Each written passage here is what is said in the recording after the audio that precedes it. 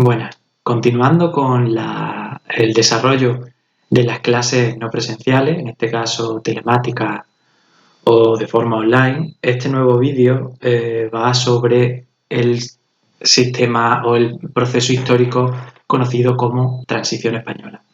La Transición Española se inicia en el año 1975 con la muerte del dictador Franco. Debemos entender que es un proceso histórico complejo en el que se pasa de una dictadura autoritaria de cuño militar con algunas características fascistas hacia una democracia parlamentaria, una monarquía parlamentaria como la actual, ¿vale? Basado en un sistema de libertad, de derechos, que es el que se crea en esta época para configurar la democracia española que tenemos en la actualidad.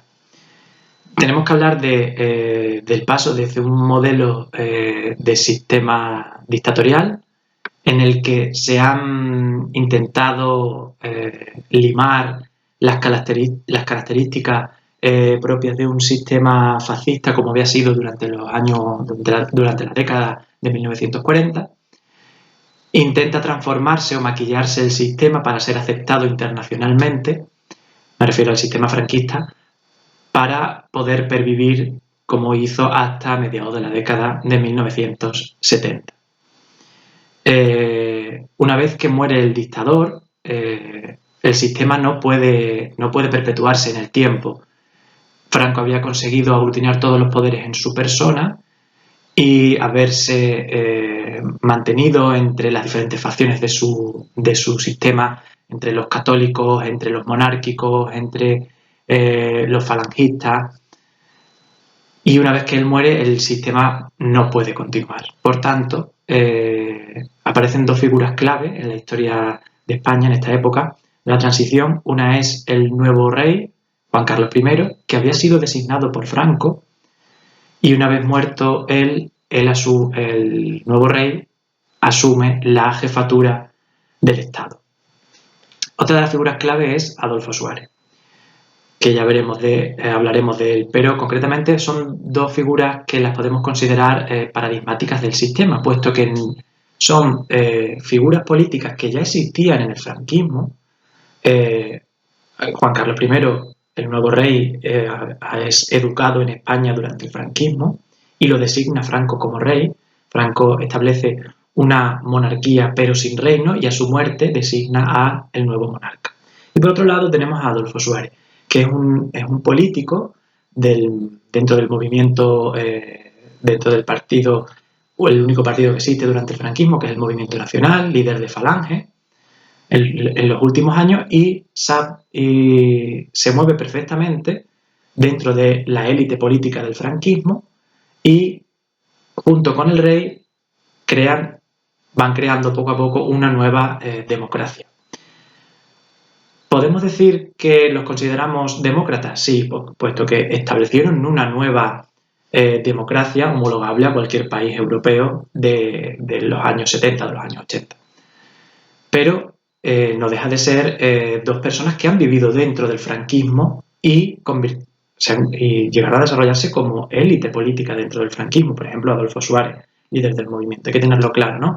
Y simbolizan bastante bien la transición, puesto que se pasa de un sistema político hacia otro totalmente diferente, sin romperlo. Se va trasladando poco a poco esa realidad histórica como el franquismo, sin Franco, hacia una democracia parlamentaria. Por tanto, durante los primeros meses del reinado de Juan Carlos I, él designa como jefe del Estado a un nuevo presidente del gobierno, que es Arias Navarro, el cual es un político franquista inmovilista, ve que hay que hacer cambios, puesto que la sociedad ha cambiado muchísimo. La sociedad de los 70 en España demanda un cambio político, una transición hacia una democracia. Teníamos el ejemplo también muy claro de la Revolución de los Claveles en Portugal, que es un ejemplo de cómo un país vecino se transforma desde una dictadura hacia una democracia, un proceso totalmente diferente, pero muy paralelo a la democracia en España. al establecimiento de la democracia en España. Y, por tanto, ante el inmovilismo del presidente del gobierno, Are Navarro, el rey nombra un nuevo presidente del gobierno, en este caso Adolfo Suárez, alguien de su confianza, y se jugaba prácticamente el reinado. Debemos entender que existían diferentes formas de ver la transición española. Por un lado teníamos la élite política del franquismo, que se da cuenta de que hay que caminar hacia una democracia parlamentaria. En este caso estaría en esa postura el rey y Adolfo Suárez. Después también tendríamos el sector más radical, más de extrema derecha, que había existido, que había copado el poder durante el franquismo, las élites de poder, que se habían enriquecido durante 40 años de dictadura. Ven que cualquier cambio dentro del sistema lo que puede llegar es a la pérdida de su poder y del cambio del sistema, y por tanto se muestran muy reacios a los cambios. Incluso cierto apoyo social que había tenido el franquismo durante 40 años, que habían sido educados en la educación franquista, pues ven con recelo estos nuevos cambios, sobre todo la élite militar de los antiguos mandos y los herederos de los antiguos mandos del ejército franquista. Y por otro lado también tenemos la oposición democrática. La oposición democrática es de antiguos partidos o nuevos partidos que se crean, pero sobre todo antiguos partidos que habían gobernado durante la República, que se habían mantenido en el exilio, en la clandestinidad, con una oposición al franquismo, por ejemplo, el Partido Socialista o el Partido Comunista, y que son más propicios a una ruptura con el franquismo y, de paso, a una nueva democracia. Por tanto, el papel que juega Adolfo Suárez no es nada fácil en la transición, y una de sus primeras reformas es la conocida como la Ley para la Reforma Política, en la cual se da el primer paso para ir desmantelando poco a poco el sistema franquista. Es importante decir que son las propias Cortes franquistas las que aprueban la Ley para la Reforma Política, y con ese paso se van transformando el sistema en una democracia. Esta ley lo que permite, lo primero que se hace en el gobierno de Adolfo Suárez, es transformar legalizar los partidos políticos. Pensad que toda la maquinaria del franquismo, la ideología del franquismo, se había basado en la victoria militar. La victoria militar contra los enemigos de lo que el franquismo consideraba como sus enemigos en la izquierda. Y por tanto, no es nada fácil para la élite política del franquismo ver estos cambios, sobre todo la legalización del Partido Comunista, que lo veían como uno de los grandes males de España, considerados por la élite de los franquistas, de la extrema derecha, como uno de sus grandes enemigos, y ahora son legalizados por el gobierno. Es uno de los primeros pasos, y uno de los principales es la Ley para la Reforma Política, que se aprueba por referéndum. Tras esto se convocan elecciones en el año 77 que crean unas nuevas cortes, y dichas cortes podemos considerarlas como cortes constituyentes, puesto que esas nuevas cortes deben elaborar una nueva constitución, que es la constitución que tenemos en la actualidad en España. Mediante esas nuevas cortes se crea una comisión que redacta la nueva constitución del año 1979 y se acaba aprobando por referéndum de la sociedad española, con una abrumadora participación y una abrumadora respuesta mayoritaria a esa nueva constitución.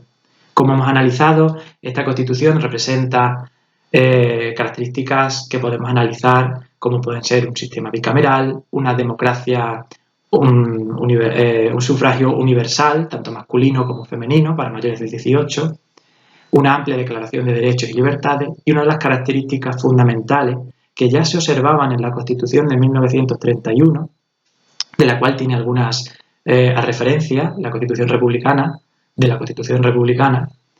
Esa referencia, por ejemplo, es el estado de las autonomías. Se reconoce el estado de las autonomías, lo cual para la élite política del franquismo, la antigua élite, es una traición, puesto que se opta por un modelo de Estado descentralizado, completamente opuesto al modelo de Estado centralizado que hemos tenido durante el franquismo.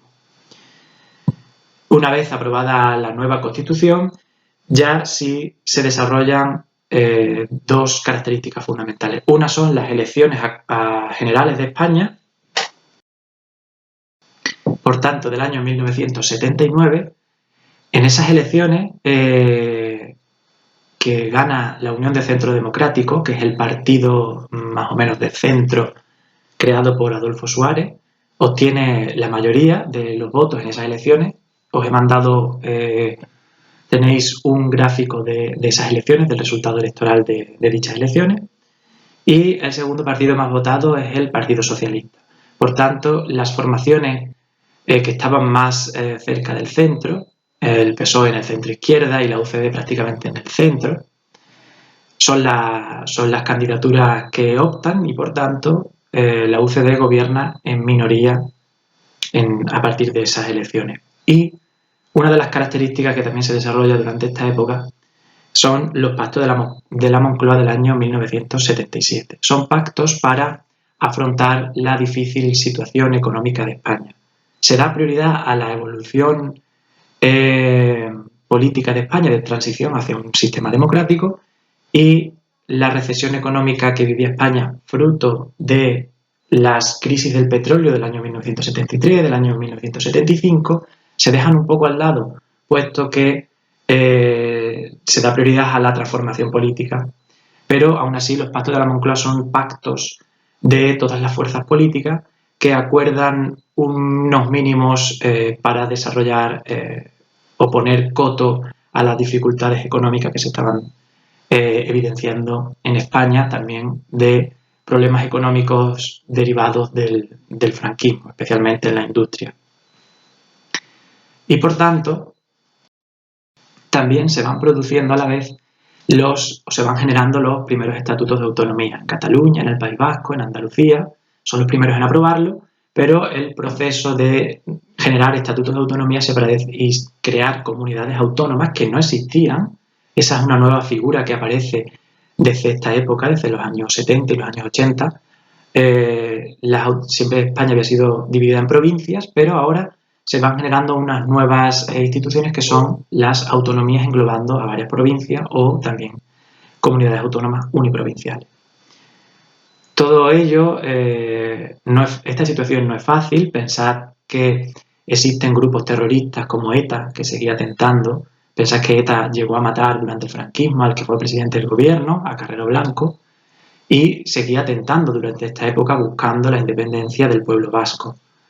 También aparecen grupos terroristas como los Grapos, y también tenemos que tener en cuenta otro tipo de oposición, que es la extrema derecha y aliada muchas veces con la cúpula militar. La cúpula militar, puesto que el franquismo se había basado en la supremacía del poder militar, que ya se venía heredando en España, esa sensación de los militares por encima de la vida civil, como hemos analizado en temas anteriores, se plasma concretamente en un golpe de Estado el 23 de febrero de 1981, en el que unos guardias civiles liderados por Tejero, toman el Congreso de los Diputados.